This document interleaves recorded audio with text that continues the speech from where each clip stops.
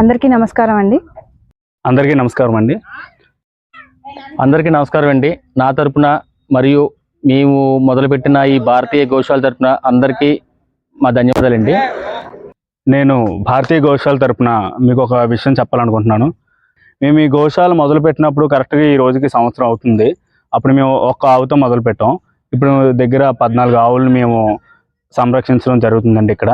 కాకపోతే ఇక్కడ మా ట్రస్ట్ మెంబర్స్ చాలా తక్కువ మంది ఉండడం వల్ల మాకు వాటికి కావాల్సిన దానా అవి ఇవ్వగలుగుతున్నాం, కానీ వాటి ఎండకి వానకి అవి తడవకుండా ఉండడానికి మేము ఏం చేయలేకపోతున్నాం, చాలా బాధపడుతున్నాం.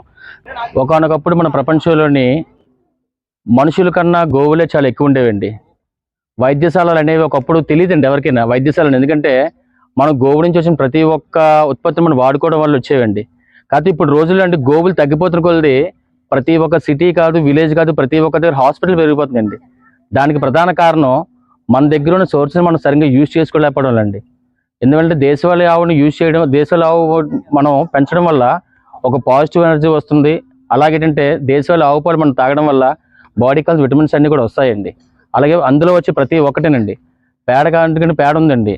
పేడ మనం ఏంటంటే 1 kg పేడ మనం కాల్చడం వల్ల 1 టన్ను ఆక్సిజన్ వస్తుందండి. రీసెంట్గా వచ్చిన కరోనా టైంలోనే చాలామందికి పీల్చుకోవడానికి గాలి లేక చాలామంది ప్రాణాలు గాలిలో కలిసిపోయండి. అవన్నీ కూడా మనం చేతితో మనం చేసుకుంటామండి.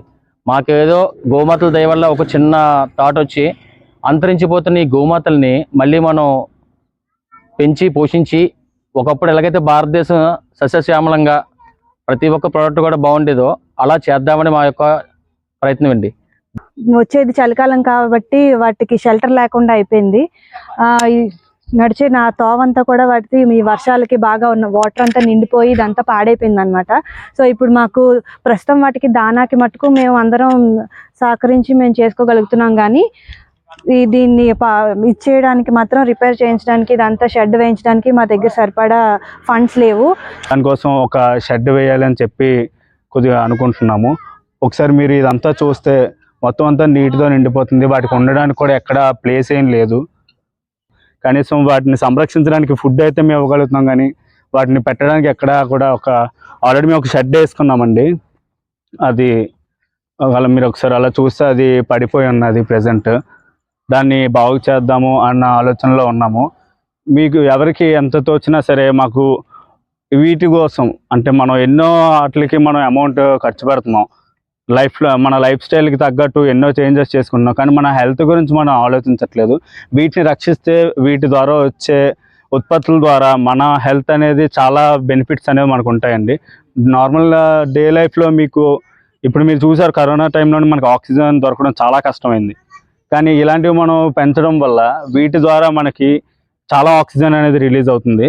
నియర్లీ మన ఒక 100 years బిఫోర్కి వెళ్తే 120 కోట్ల ఆవులు ఉండేవి, ఒక 20 కోట్ల మంది జనాభా కోసం. కానీ ఇప్పుడు ఏంటంటే కనీసం ఒక 20 కోట్ల ఆవులు కూడా మన ఇండియాలో లేవన్నమాట. మేము ఏంటంటే ఎలాగైనా సరే వీటిని బ్రీడ్స్ని బతికిద్దాము, వీటిని ఇంకా గ్రో చేసి వీటి ద్వారా మన లైఫ్ స్టైల్ అనేది మళ్ళీ మన ఫ్యూచర్ జనరేషన్స్కి ఆక్సిజన్ అనేది ఉండాలి అంటే మన ఆవులను బతికించాలండి. వీటి వల్ల మాత్రమే మనకు ఆక్సిజన్ అనేది, మనకి కావాల్సినంత సప్లిమెంట్స్ అనేవి మనకి దొరుకుతాయని మేము ఆశిస్తున్నాము.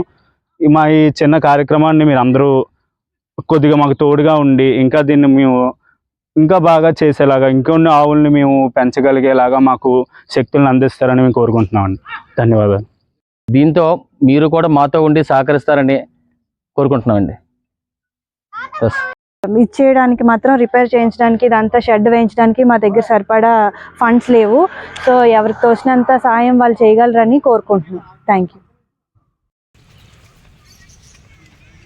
ఈరోజు మన గోశాలకి సుధాకర్ గారు వచ్చారు. దువ్వాడ నుంచి, చాలా లాంగ్ నుంచి వచ్చారు. వచ్చి ఆయన గోమాతలకు చక్కగా దానా ఇస్తున్నారు.